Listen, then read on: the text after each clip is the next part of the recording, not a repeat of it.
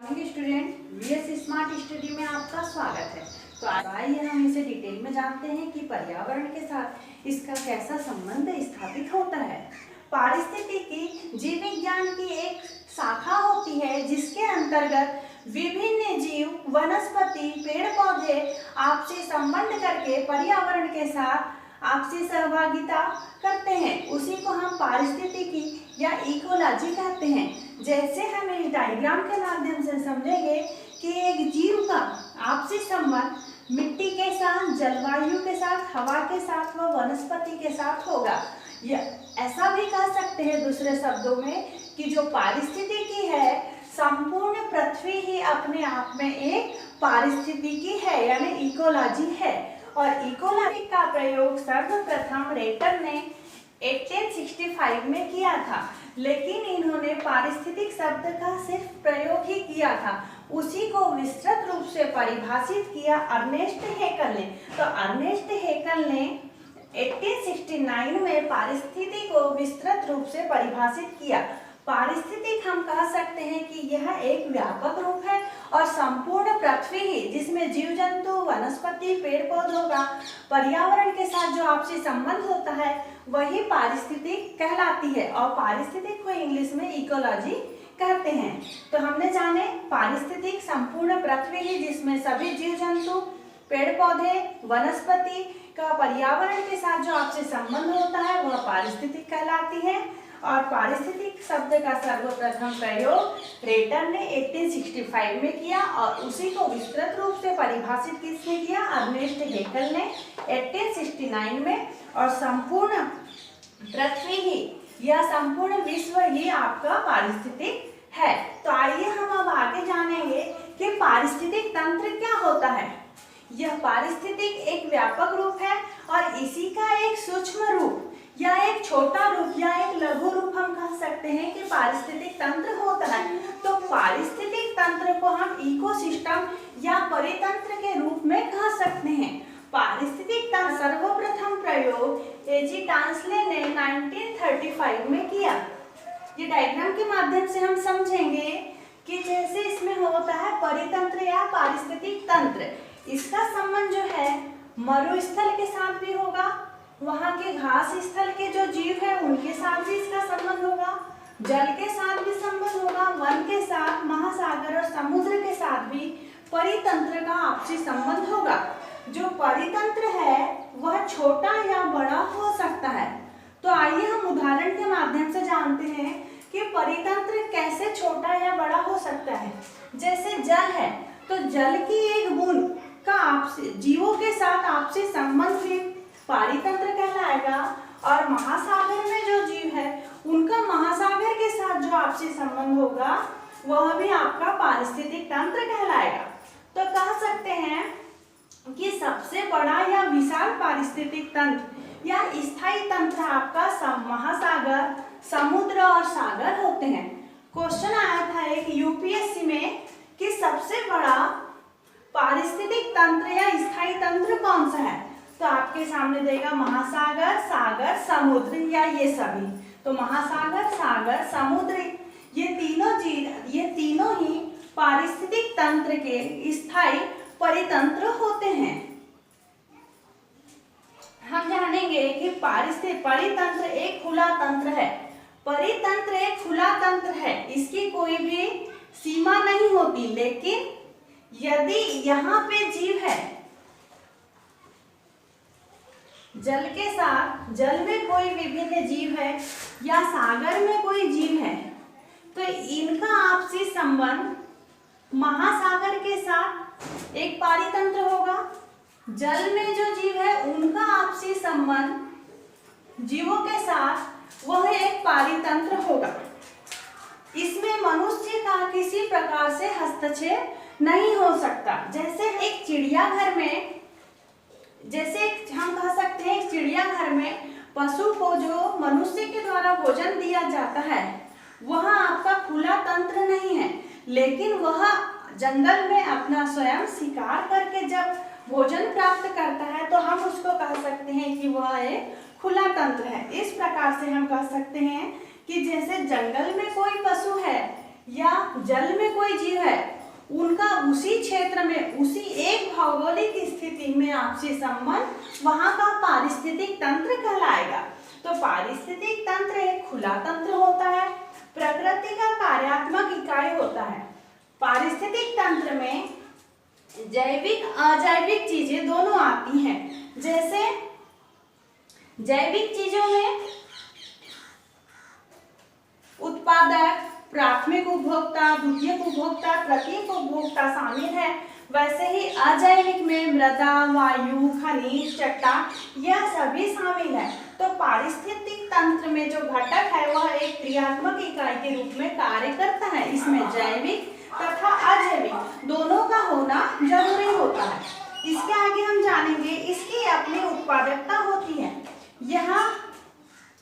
यह अपना उत्पाद खुद करता है, यह अपना शिकार खुद करके भोज्य पदार्थ प्राप्त करता है। फिर देखेंगे इकोसिस्टम एक छोटा रूप है। हमने देखे कि पारिस्थितिक तंत्र बड़ा भी हो सकता है या छोटा भी हो सकता है। जैसे महासागर में कोई जीव है तो वह विशाल पारिस्थितिक तंत्र होगा, और जल में कोई जीव है तो वह एक छोटा पारिस्थितिक तंत्र होगा। लेकिन यह एक समय पे एक ही भौगोलिक स्थिति में या एक ही भौगोलिक क्षेत्र में वहां के जीव कार्य करते हैं, उसी को बोला जाता है पारिस्थितिक तंत्र। पारिस्थितिकी की बात की जाए तो संपूर्ण जीव जो है उनका पर्यावरण के साथ जो संबंध होता है वो पारिस्थितिक कहलाता है। लेकिन पारिस्थितिक तंत्र में एक ही भौगोलिक स्थिति के साथ वहां के जीव, वहां के वनस्पतियों का आपसी संबंध वहां का पारिस्थितिक तंत्र कहलाएगा। तो आगे हम इसको देखते हैं कि इसकी उत्पादकता कैसे होती है और इनके पिरामिड और ऊर्जा का संस्करण जो है किस प्रकार से एक दूसरे में स्थानांतरित होता है। ये उत्पादकता पारिस्थितिक तंत्र में जो उत्पाद होता है या उत्पादकता होती है वह स्वयं उन्हीं के द्वारा क्रिया करके भोजन प्राप्त किया जाता है। तो यह हम फूड चेन के माध्यम से देखेंगे कि किस प्रकार से वह अपने ऊर्जा को या अपने खाद्य पदार्थ को प्राप्त करते हैं। जैसे प्रारंभ में होगा आपका उत्पादक। उत्पादक में पेड़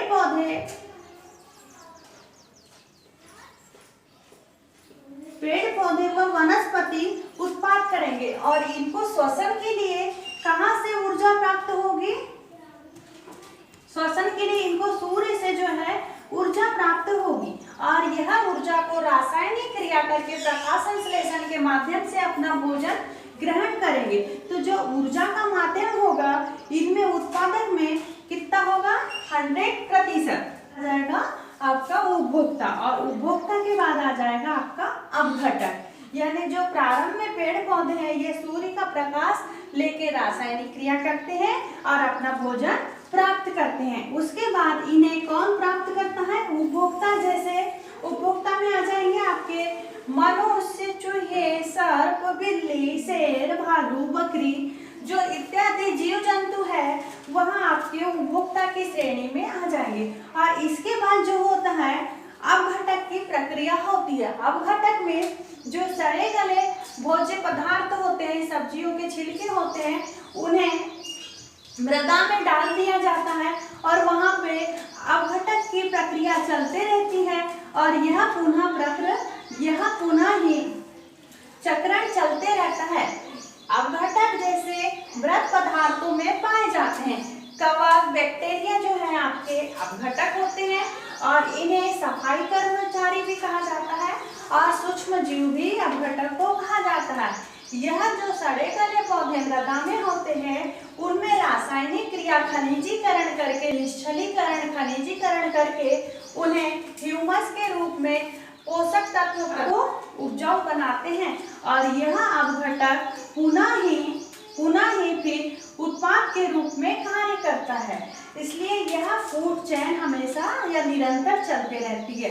तो प्रारंभ में जो होते हैं उत्पादक, उनके ऊपर उपभोक्ता और उनके ऊपर अपघटक। तो फूड चेन जितना शंकु आकार का होगा और इसका आधार जितना चौड़ा होगा उतना ही फूड चेन या खाद्य श्रृंखला या हम बोल सकते हैं पारिस्थितिक तंत्र उतना ही स्थायी होगा। इसको हम उपभोक्ता को संख्या पिरामिड के माध्यम से जानते हैं।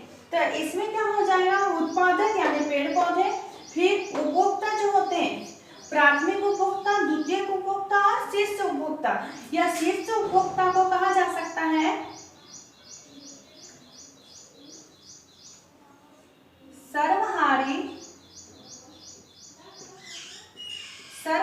उपभोक्ता। तो प्राथमिक उपभोक्ता जो होते हैं वह शाकाहारी होते हैं, प्राथमिक उपभोक्ता शाकाहारी। द्वितीयक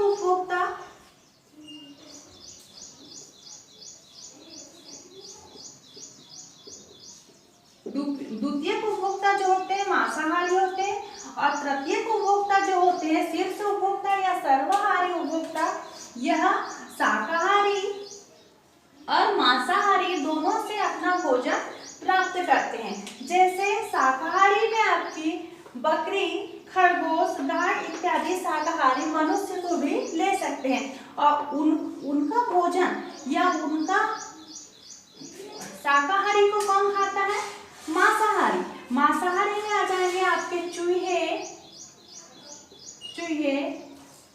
सर्प, लोमड़ी, ये मांसाहारी में। और फिर इनसे भोजन कौन प्राप्त करेगा, जैसे शेर, गिद्ध, चमगादड़। तो यह आपके तृतीयक या सर्वहारी उपभोक्ता कहलाएंगे। यह फूड चेन निरंतर चलते रहेगी। जैसे आप यहाँ पे समझ सकते हैं कि हिरण है या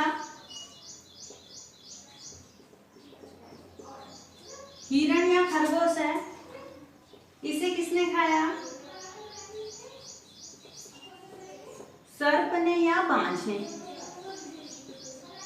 और इसका भोजन किसने किया, फिर शेर या गिद्ध ने। तो हम इस प्रकार से समझ सकते हैं फूड चेन को कि प्रारंभ में क्या होगा, प्रारंभ में उत्पादक का शिकार हिरण करेगा, हिरण का शिकार मांसाहारी करेगा, और मांसाहारी का शिकार शेर या सर्वहारी, और इसमें मनुष्य भी सम्मिलित है। तो इस प्रकार से हम फूड चेन को समझ सकते हैं। फिर देखते हैं कि ऊर्जा का जो संस्तरण है, तो प्रारंभ में जो उत्पादक होगा इसमें सूर्य का प्रकाश इनको 100% मिलेगा। जब यह उपभोक्ता जो शाकाहारी है, यह पेड़ पौधे जीव जंतु से अपना भोजन प्राप्त करेगा, तो यहाँ पे जो ऊर्जा है इसमें 10% ही स्थानांतरित होगी, और इसका 10% मीन्स 1% ही ऊर्जा का संस्तरण होगा। तो हम कह सकते हैं कि ऊपर की ओर ऊर्जा का जो संस्तरण होगा, वह ऊर्जा का संस्तरण वही अनुपात में नहीं होगा। ऊर्जा का जो संस्तरण है या जो ऊर्जा है उसमें धीरे धीरे कमी आते जाएगी। जैसे यहाँ पे पेड़ पौधों संख्या के माध्यम से लेंगे तो पेड़ पौधे आपके कितने हो गए, जैसे पेड़ पौधे आपके यहाँ पे 100 है। उसके बाद जो आ गई मांसाहारी या शाकाहारी, इसमें इसकी संख्या 50 हो गई। जैसे यहाँ पे आ गए हिरण, और हिरण को कौन खाएगा, शेर खाएगा, तो शेर की संख्या हो गई 10। तो हमेशा फूड चेन घटते क्रम में होती है, यानी ऊपर की ओर होती है। जैसे यहाँ पे हो गए पेड़ पौधे, फिर यहाँ पे हो गए हिरण, और हिरण के आगे हो गए शेर। यह संख्या निश्चित अनुपात में कभी नहीं हो सकती। हिरण ने पेड़ पौधों को खाया, तो हिरण में कितनी प्रतिशत ऊर्जा गई, 10%। और फिर हिरण को किसने खाया, शेर ने खाया, तो शेर 10% इसमें ट्रांसलेट होगी, और इसी में से 1% शेर में होगी। स्थायी रूप से आगे निरंतर चलते रहेगा। तो हमने जाने कि खाद्य श्रृंखला में प्रारंभ में उत्पादक पेड़ पौधे होते हैं, उसके ऊपर उपभोक्ता, फिर अपघटक होते हैं जो रासायनिक क्रिया के द्वारा मृदा को पुनः ही पौष्टिक या पोषक तत्वों में बदल देते हैं। उसके बाद हम ये जाने कि उपभोक्ता जो है प्राथमिक उपभोक्ता, द्वितीयक उपभोक्ता और तृतीयक उपभोक्ता। प्राथमिक उपभोक्ता आपके शाकाहारी, द्वितीयक उपभोक्ता मांसाहारी और जो तृतीयक उपभोक्ता है वह शाकाहारी भी हो सकते हैं और मांसाहारी भी हो सकते हैं। फिर हमने देखे ऊर्जा पिरामिड में ऊर्जा का संचरण ऊपर की ओर होता है और यह शंकु के आकार का होता है और इसका शीर्ष नुकीला होता है और इसका जो नीचे का भाग होता है वह चौड़ा होता है। यह जितना शंकु होगा उतना ही पारिस्थितिक तंत्र स्थायी रूप से आगे बढ़ेगा। पारिस्थितिक तंत्र हमेशा सीधा होता है, यह उल्टा नहीं हो सकता क्योंकि पारिस्थितिक तंत्र का जो संतुलन है वह बिगड़ जाएगा। इसलिए पारिस्थितिक तंत्र हमेशा सीधा होना चाहिए। जैसे पेड़ पौधे या घास मरुस्थल, इसे कौन खाएगा? हिरण। और इसका भोजन कौन, हिरण को कौन ग्रहण करेगा? शेर। जैसे यहाँ पे 100 है तो हिरण कितने हो जाएंगे? 50 इसको खाने वाले और हिरण को खाएगा तो शेर। शेरों की संख्या फिर धीरे धीरे कम हो जाएगी। इसलिए हम इसे कह सकते हैं एक फूड चेन में या ऊर्जा ऊपर की ओर प्रभावित होती है न कि नीचे की ओर। और जितना यह शंकु आकार का होगा उतना ही पारिस्थितिक तंत्र का संतुलन बना रहेगा। इसमें जो है 10% का सिद्धांत जो है लिंडमान महोदय ने दिया था। किसने दिया था? लिंडमान महोदय ने। 10% का सिद्धांत, 10% का जो सिद्धांत है वह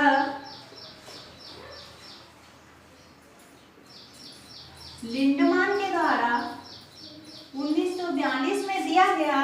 उनका कहना था कि जो ऊर्जा का संचरण होता है वह एक दिशा में होता है और यह 10% ही ऊर्जा का संचरण होता है। जैसे यहाँ पे पदार्थ के रूप में लेंगे तो इसका ऊर्जा का संचरण केवल 10% ही होगा।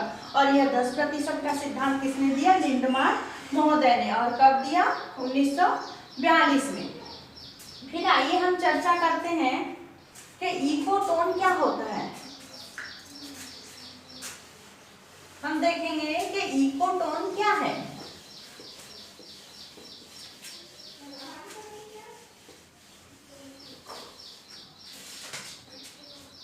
जैसे आपके सामने एक इकोसिस्टम ये है और दूसरा इकोसिस्टम ये है। एक इकोसिस्टम आपका वन है और एक इकोसिस्टम आपका घास स्थल है।